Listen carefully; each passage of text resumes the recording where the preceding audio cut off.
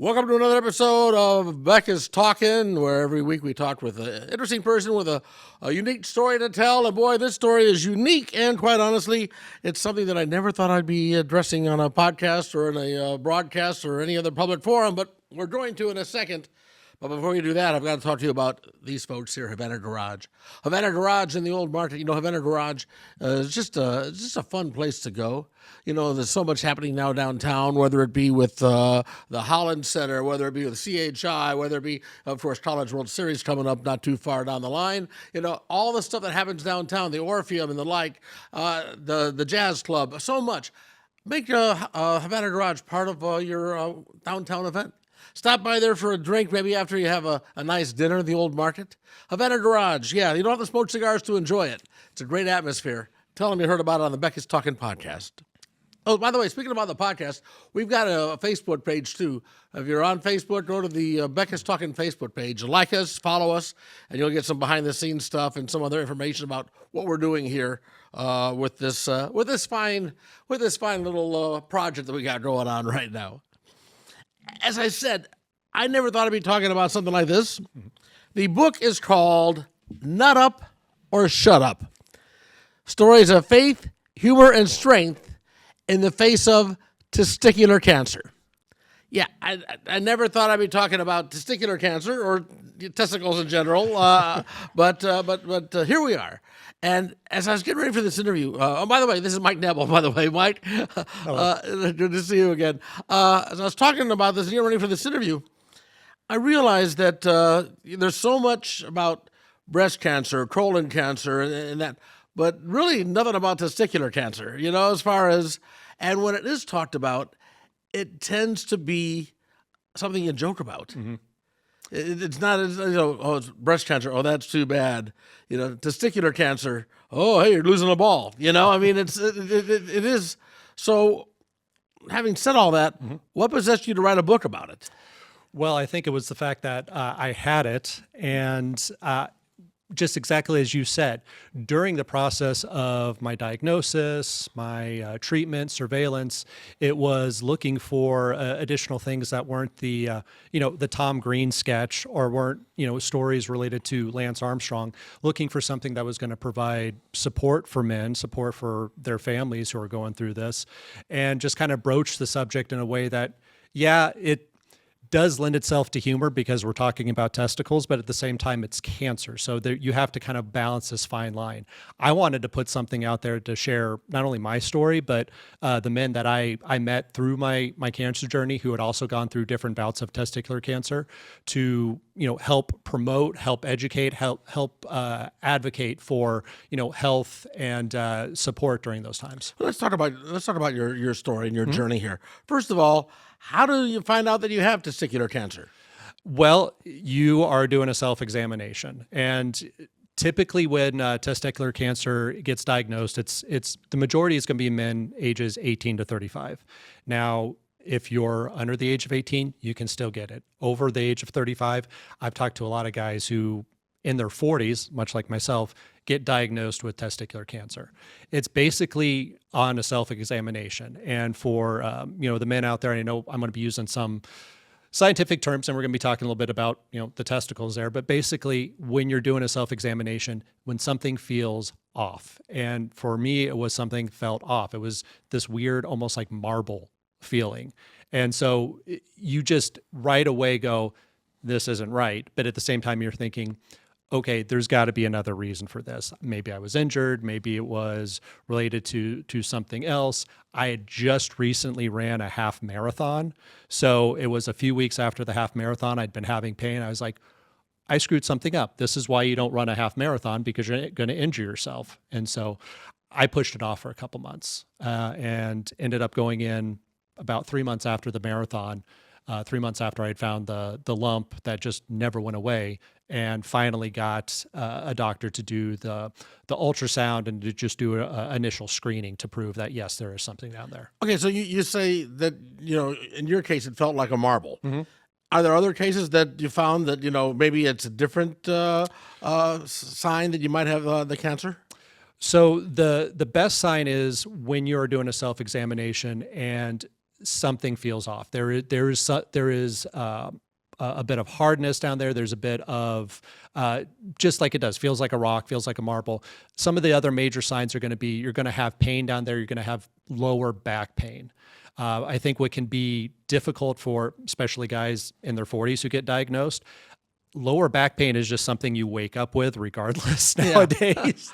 So you can push that off sometimes. But if you're having consistent pain down in that area, consistent pain in the groin, even if you don't feel necessarily a lump right away, if there's a lot of localized pain, you still want to get something checked out just to make sure, because the lump or the tumor might be growing in a spot that's not easily. But you said, and this is a thing, with many guys, if not most guys or all guys, you said once you saw it, I waited a few months before I did anything about it. Oh, maybe it'll go away. Oh, I'm sure it's nothing. Oh, if I go to a doctor, they're going to find something wrong. I don't want to know. I mean, so talk about the emotions that before you even went to the doctor, what was going through your mind as you were getting more and more concerned that maybe this is something after all. Well, after about a month and a half after the half marathon, when it still wasn't going away, I said, okay, I'm going to wait till the end of the summer. We'll just see if something happens, if there's something that changes. I'm very fortunate to be married to an amazing nurse, someone who has been in healthcare for, decade and a half. And she was even supportive to the point of going like, look, get it checked out if you're still concerned about it after another month. But I had been kind of just dealing with all sorts of different things after the marathon. And I was just thinking, again, I messed something up. I was putting it off. I didn't want to think about cancer. The last thing that you, as somebody who possibly Googles symptoms a lot, or, maybe just gets a little bit overly worried about certain things, last thing you want to do is just automatically go to that whole cancer aspect of it. So really the emotions were denial for a couple months. Now, could it also be something else? And I ask that because, I'm a cancer survivor myself with bladder cancer. And I got it diagnosed after I found blood in my urine. Now, when there's blood in the urine, that could also be a number of other things. It could have just been like prostatitis. It could have been just, like you said, I ruptured something while working out or something along those lines. It may not have been cancer. Are there other things that lump could have been, or was it a thing that once you noticed that it was like, yeah, it's going to be the big C? It could have been a cyst. It could be testicular torsion. It could be something that would have been related to just a buildup, like a cyst of some sort. So yeah, there's a possibility it could be a few different things there. But when it doesn't go away and it only starts getting a little bit larger in size, you have to get it checked out regardless. So because even if it ends up being a cyst, even if it ends up being torsion, these other types of things, they'll still need to be addressed by doctors or potentially a urologist. Now, not to make this about my situation, because bladder cancer is different than testicular cancer, but when I found the blood in my urine, I freaked out and I went to the emergency room right away. Yeah. Okay, for me it was a thing like, okay, but I was been told, and I find out that it actually would go away. The blood would actually go away after a day or so, and then I think, oh, everything is fine. It's a good thing I did go and get it checked out right away. Is that also a risk with testicular cancer? In other words, would the symptom just sort of go away as the cancer metastasized and grew, or? So the symptoms would change, and I talk a little bit about that in the book with a couple of the other guys who've gone through it. But I think part of it is you get used to the pain, the change in sensation down there, and you would just think, oh, maybe this is just an injury or part of aging. What can cause problems? You're talking about the blood in the urine. Now, if this metastasizes and testicular cancer acts in very specific ways. So once it spreads, gets into the lymphatic system, they'll typically see it, in the lymph nodes, usually in the abdomen. From there, it'll go into the lungs. One of the gentlemen that I spoke with for this book, he had it spread up into his brain. So there were a lot of other symptoms that associated with that because it had been in multiple organs and his brain as well. But when it comes to the symptoms of it, really it starts with that the lump. It starts with the pain. It starts with the lower back issues, and it can just move from there. Like if you really start noticing anything with shortness of breath or lung issues as well, and you haven't addressed that cause, that can be a really bad sign because that could mean, oh, it's spread into the lungs. It's spread into other areas. Okay, now, you hear about people dying of breast cancer, of lung cancer, of colon cancer. I don't recall hearing of anybody dying of testicular cancer. Is that because it maybe some sort of a stigma attached to it? Or, 'cause, I mean, I'm sure that it's, if not diagnosed, not treated, it can be fatal, right? Yes. Okay. So is there like a stigma to it that people don't talk about it if they get it? Was there a stigma when you told people that you had testicular cancer? Were they making jokes about it? Were they? How did other people react to it? Oh, certainly. So, I mean, it depends on who you're talking with, but yeah, there were definite jokes, and I think even within the testicular cancer community, within the foundations that I've been a part of, humor plays a huge, huge role in it. As far as the fatality, testicular cancer now, you have a 95% chance of surviving, beating it, and if caught early enough, it's highly curable. Back in the 70s and prior, a testicular cancer diagnosis was much more serious, yes. But with the advances in chemo and radiation and some of the other surgical procedures and just early detection as a whole, they've gotten it up to a 95% rate where if you catch this early enough, you're going to get through. Not only that, but I really talk about this here in the book. You're going to be able to find ways to thrive and to find community to help out. And I think the stigma comes when we don't talk about it. And that's what I was finding. The stigma comes from trying to be quiet about it. And initially when I was talking about testicular cancer, even if I would talk to friends or other individuals about it, I would say, oh, I have the type of cancer that Lance Armstrong had. It's weird to say the word testicle. And in talking with the oncologists and some of these other foundations, there's not as much of a stigma when we talk about breast cancer, like you said, colon cancer, all these other things, but testicular cancer still kind of feels to be in that weird area. And I think what we need to do is just be okay with not only talking about it and talking about the prevention, but also talking about how we get through it. Because testicular cancer, as I say, it's funny, but it's also serious. But if you say that there's a type of cancer that Lance Armstrong had, it makes you sound like an athlete. It does. Oh yes, yeah. It's like, I'm not. I don't have cancer. I'm a world-renowned bicyclist. I remember. Speaking of which, I remember John Kruk, who was a baseball player for, I believe, the Phillies back in the day. And going back to the whole humor thing, it was always like, oh look, he's at the bat. He's up to bat. Oh look, he has 2 balls on him. I mean, and that's sort of sophomoric humor that goes along with it. But when they tell you that you have cancer, the first thing you're thinking is not, you don't laugh about it. Right. When you found out that you had cancer, and you probably thought you had it going into the diagnosis, but when they finally said that, yeah, that's what you have, what went through your mind?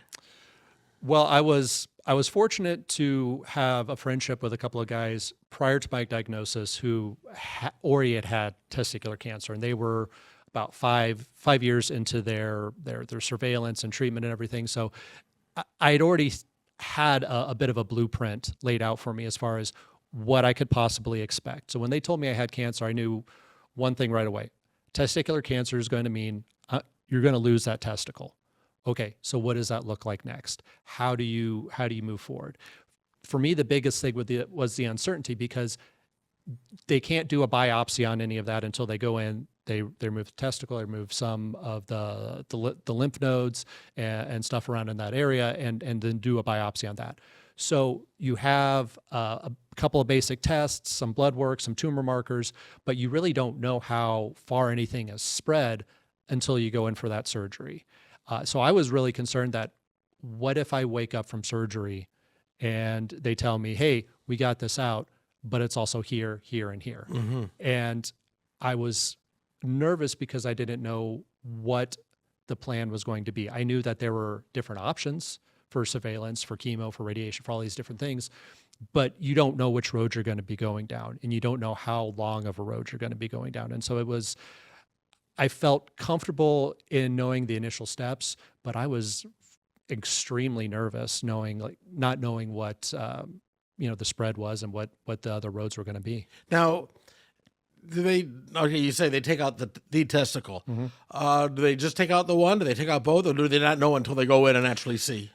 So there are different diagnoses. The primary diagnosis is usually going to be a tumor on one testicle, and they will go in and they will just remove one.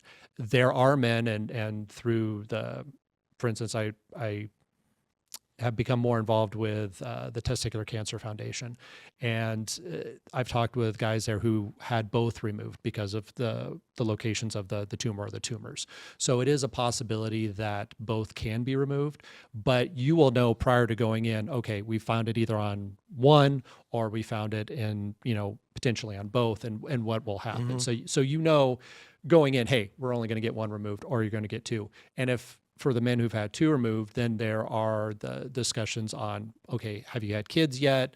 Talking about testosterone replacement therapy, all sorts of different things that go along with that as well. So those are also conversations that can be had. But going into that initial surgery, what's going to happen? You talked about that, having kids and all that. I would imagine, now you said in your 40s, so I would imagine that by that time you probably weren't thinking about kids anymore, but if you're like 19, 20 when getting it, you are thinking about it much more. I know this, that, because like I said, with my cancer, the people I went to, the oncologist I went to also dealt with prostate and stuff. And I know that there were guys that were dealing with that type of cancer that would have their sperm frozen, Yes. So that they could have, children down the line.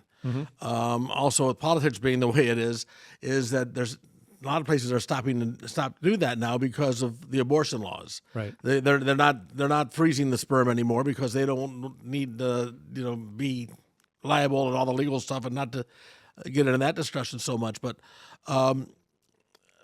did any of that go through your mind at the time? I mean, as I said, you were in your 40s when you had it, but did you feel like you're losing your manhood? Did you have any psychological effects in that way?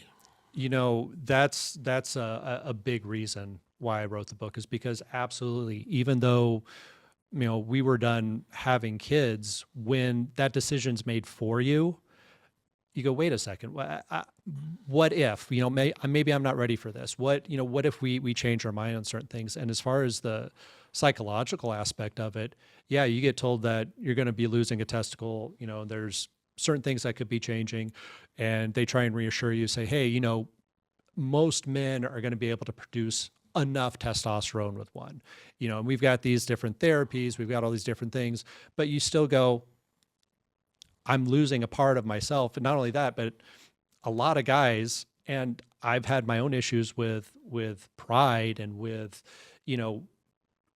trying to just deal with some of those things that, yeah, it really hits hard. Absolutely. This was a book that, when I talk about the psychological and the mental aspects of it, that was probably my hardest chapter, a couple chapters to write, because you go into some dark places, and you go into some places where you start looking at political arguments like you're talking about, and you go, well, I'm being thrust into these types of conversations, not by my own choice, and you have people choosing to get into certain conversations, and you start getting angry about it, and you're like, my anger at these certain things it's not going to help me. It's not going to help my family. It's not going to help other people who are going through this. So openly talking about the good days, the days you're like, I'm going to conquer this no matter what, and the days where you're going, okay, well, I found a lump here. What if I find a lump on the other one? Or what if we find a lump elsewhere? And I talk a little bit about it in the book too. Like a year later, we doing a PET scan, and couple things light up on the PET scan and the lymph nodes in the abdomen. They're like, hey, we're gonna have to take care of this because it looks like the cancer's showing back up. And this sounds like a joke, but it's not. Did you have your testicle replaced with the marble, or I mean, because there are actual. I know. I mean, like you said, it sounds like a joke. Hey, but you could have basically a fake testicle, right? You can, and I swear to God, the conversation I have with my urologist about this going into the orchi, the first surgery, he talks about the implant, and I look at him. I'm like, can you tell me what Lance Armstrong had? He goes, are you planning on, doing competitive bike riding? I'm like, no. He's like, well, it doesn't matter what he had. Like, what do you want? But yeah, they offer, I think it was like 3 sizes. So you can pick out the different kind if you want. And he talks about that. But, full disclosure, I didn't. I just felt like it would be weird having something in my body that wasn't there to begin with. Right. Yeah, and it's another sort of thing. It's like with like in a breast cancer situation, when a woman has reconstructive surgery for a breast, that is more of outwardly and everything. So it's understandable when they would want to do that. But yeah, with the testicle, that's between you and your wife, and that's Well, absolutely, and the urologist and the oncologist both said that you'll find a lot of guys, if they're younger, they will opt for that just because of, just like you said, it's an appearance, it's an aesthetic, it's psychological.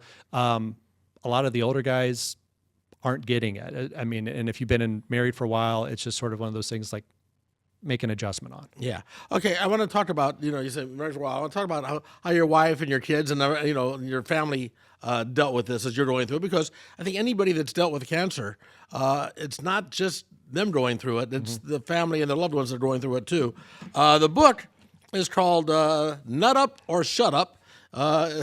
Stories of faith, humor, and strength in the face of testicular cancer, and it's available on Amazon. You can get it on Amazon, right? Yes, that's correct. So it's available on Amazon, and I want to take a moment though to talk about once again Havana Garage and the Old Market. Havana Garage, where you think of it as a cigar bar, and it is a cigar bar. They got a great humidor, but it's so much more than that. They've got a great outdoor patio. Nice summer days, sit outside and enjoy yourself. They got a nice patio. They've got live music on some evenings. They've got an atmosphere there that is reminiscent of the Rat Pack with Sammy and Dean and, of course, old Blue Eyes himself. Pictures on the walls and a great selection of, I myself am a single malt scotch drinker, but no matter what you like, they got a great selection of beverages for you there, too. Make it a point to stop on by Havana Garage in the Old Market. So, the family.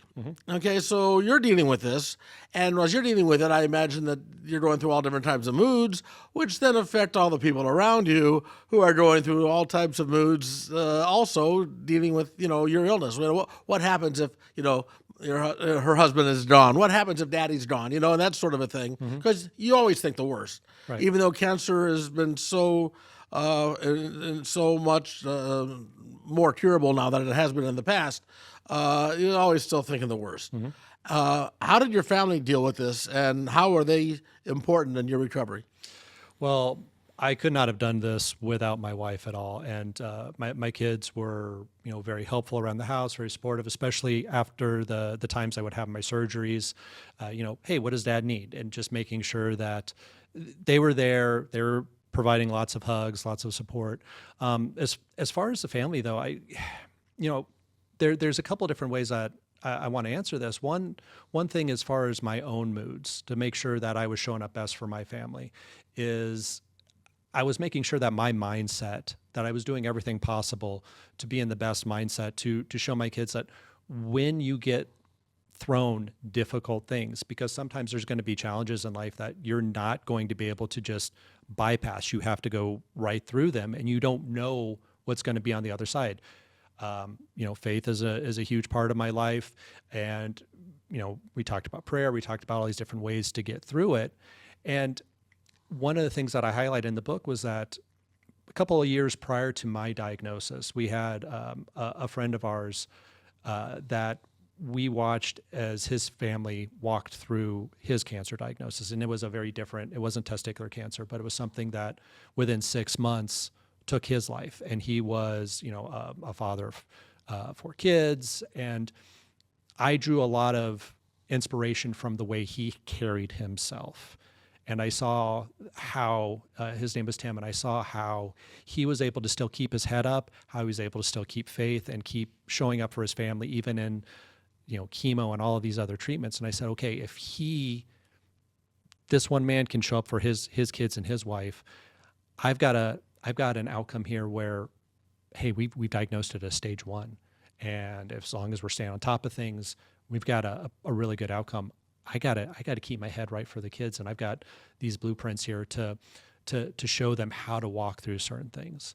And so for me, it was about trying to make sure my kids saw how you go through life's challenges and how you stay on top of it. And even if you fall, you're able to get up because you've got people around you, you've got friends, you've got family. My wife, who, God, I love her so much. Like, I could not have gone through the recovery at home if I didn't have a nurse with me that not only was able to answer all of my, weird questions like, hey, is this normal? Is that normal? Is this normal? So I'm not Googling it. She's going, stay off the computer.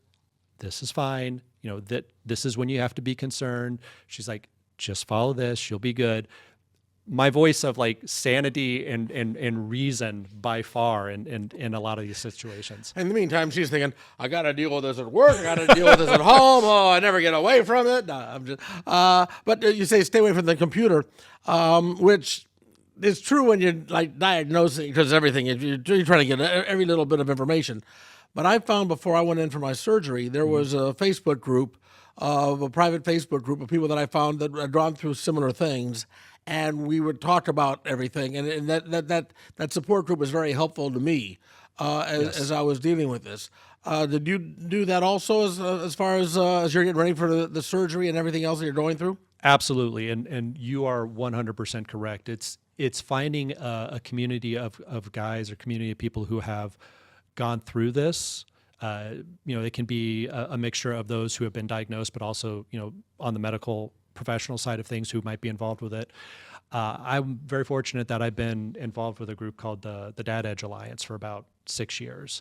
And that has been something that's a national group that drives to, help men with their marriages, being parents, just all aspects of their life.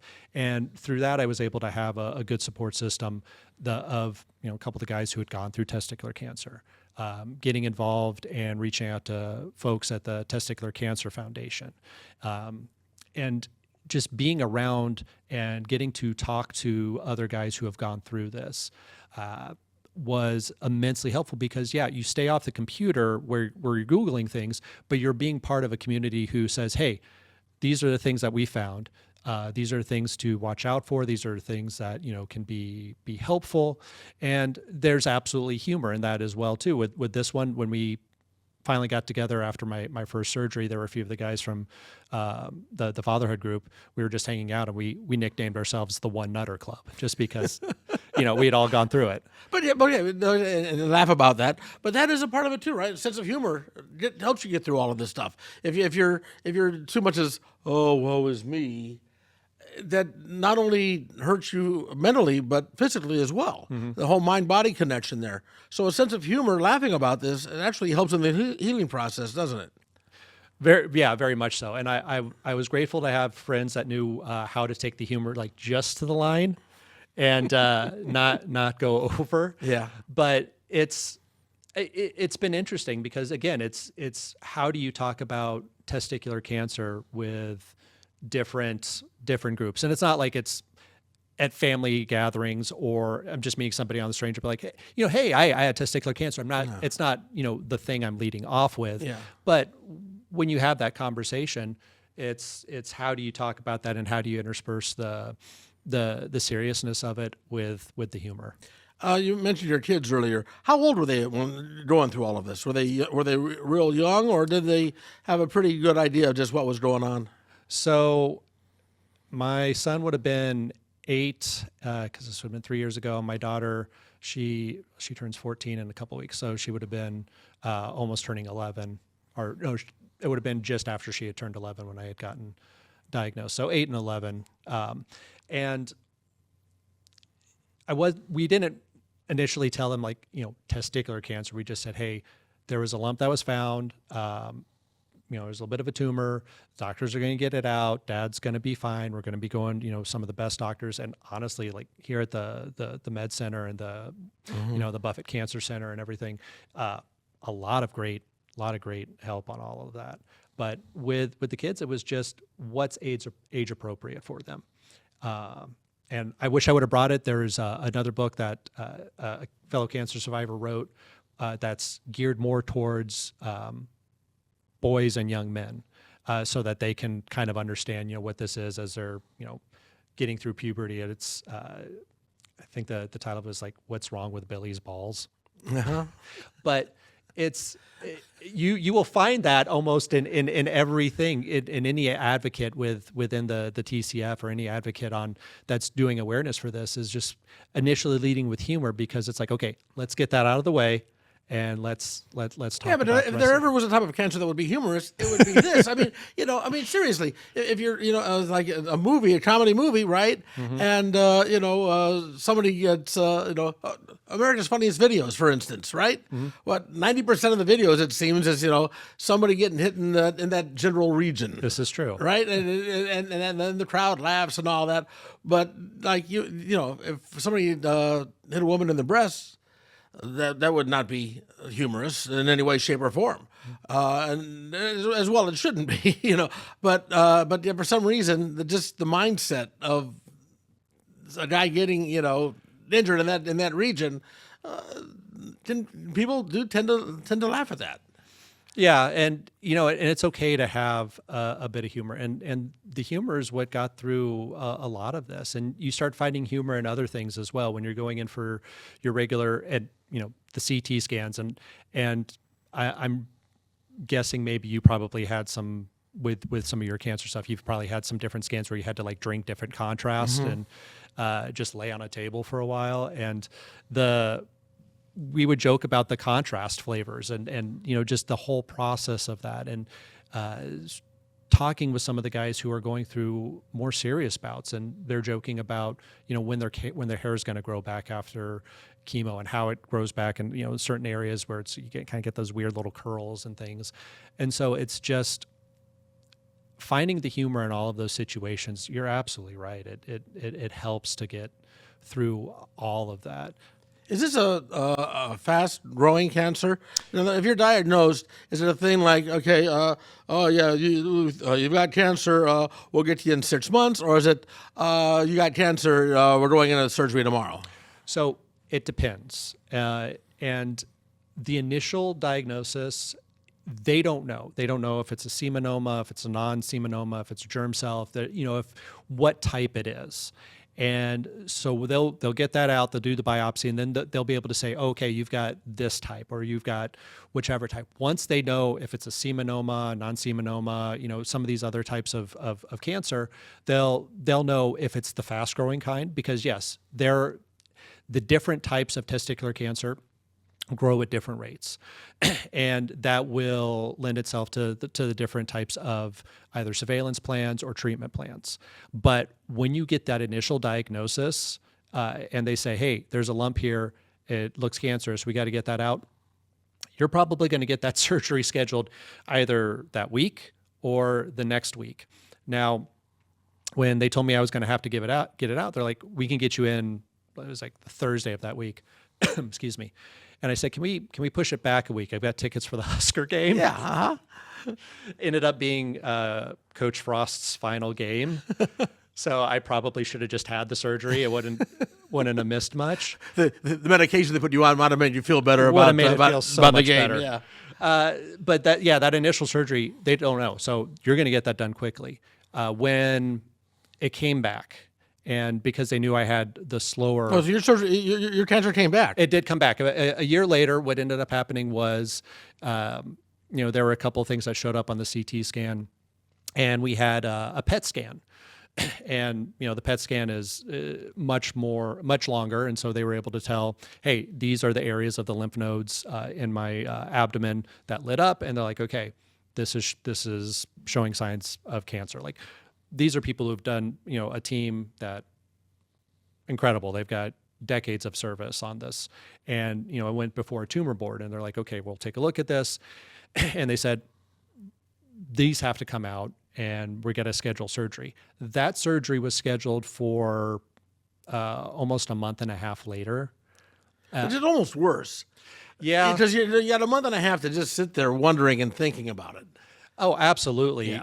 And I kept asking, like, is it okay? Because the first surgery, you guys were like, let's get in there and get this out right away. And they go, no, because it's this type of seminoma, it's slower growing.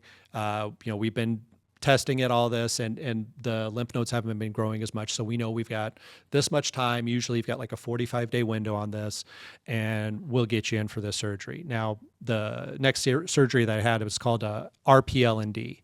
And I was very fortunate here because at the Buffett Center, the urologist and team that operated on me, they were able to do a robotic version of it. And in my talks with guys in different cancer groups, not a lot of areas in the country are doing the robotic surgery. I don't know all of the reasons why, if it's, experience, cost, all of these other factors, but some of the guys were talking about having to travel, get on a plane and go for like a week somewhere to get a robotic surgery. And I'm like, I just had to go down the street. But we are very fortunate in this very regard. fortunate. I mean, not only, of course, what the Nebraska Medicine's doing in the Buffett Cancer Center, but Methodist, CHI. We've got some incredible medical facilities in this area, which not every place has. Oh, absolutely. I was really impressed with just everything in this area and just not having, farthest I'm having to drive is 20 minutes to get something done. But that when the cancer came back, because it was slower growing, we were able to take the time on the surgery. There are some cancers that they do spread quicker. And it's why I'm an advocate for early detection, because you don't know. And just a couple of quick facts here, when it comes to testicular cancer, you're looking at 1 in 250 guys right now are going to get it. If you get it detected early enough, again, 95% chance that you're going to beat this thing. And I was very fortunate with RPL&D. The team was talking about, we do this surgery, we can cure you. We want to make sure that you understand this, that this cancer can be cured because it was caught early enough. And the urologist, when I was in there, for my first surgery, it was 3 months after finding the lump going in. He goes, most men are waiting 6 to 9 months, if not longer, to come in. So while that 3 months was questionable and I was still waiting a while to go in, hoping something would go away, most guys are waiting a lot longer before they're going in. And then that's when things spread. And if you have one of the faster growing cancers, once they know on the biopsy after the ORCI and they get that testicle out, then you might be on a bit more of an intense chemo plan. There's some different things here that would go along with additional surveillance. It kind of depends on which oncologist and what that team is gonna tell you. But yeah, there's different types of testicular cancer, but we're very fortunate that whatever type it is, it's well documented on how it moves, how to treat it. The one thing that they don't have is what causes it. Like, for the most part, it's genetic. There might be some factors, but it's going to be like family history. It's going to be genetic. There's nothing like having your cell phone in your pocket isn't something that's going to contribute to testicular cancer. So really any guy can get this. And there's not a way to prevent it, unfortunately. The best way is early detection. So if you feel something, bite the bullet, man, and go into the doctor and get it checked out. And just in general, I mean, even go in for regular checkups. Yes. I mean, guys hate going to the doctor, and they put it off and all that. But go in and get checked up to make sure that you're in good health. I want to make sure I understood you properly. Did you say 1 in 250 men will get this? Yes. Yep. That is the statistic. No, that can't be. That just sounds like too prevalent. And you don't talk about this, you don't hear about this, but 1 in 250 men, that's a pretty large number of people getting cancer. Well, I think part of it is, again, the stigma of guys not talking about it. It's one of those things that once you start talking about it, more guys speak up and go, oh yeah, no, I had that, or I'm dealing with that. And I really encourage the guys that if you do get diagnosed, get into one of those communities and start participating and building up that brotherhood of guys who've gone through it. But no, that's the 1 in 250 is the stat that is still accurate. That surprises me. I would have thought that it would have been, you would have said, 1 in 5,000. I would have believed that, but 1 in 250, that does surprise me. So even more important. Get checked. Yeah, and get checked early. The earlier you get checked, then the more likely it is to be cured, and you can tell a few jokes about it later on and pretend that you're Lance Armstrong. So, last question. Have you taken up riding a bicycle since you had this done? So, all of the stuff that Lance Armstrong took, putting that aside, it does make riding a bike easier. You're a glasses half full kind of guy, aren't you? Always. They have to be. Okay, the book is called Nut Up or Shut Up. It's available on Amazon, and this was interesting. Like I said, I never thought I'd be talking about testicles on a podcast, but it was very interesting. And again, guys, don't be afraid to go to the doctor. Don't be afraid to get your checkup and take care of your health. And once again, thank you, Mike, for being here.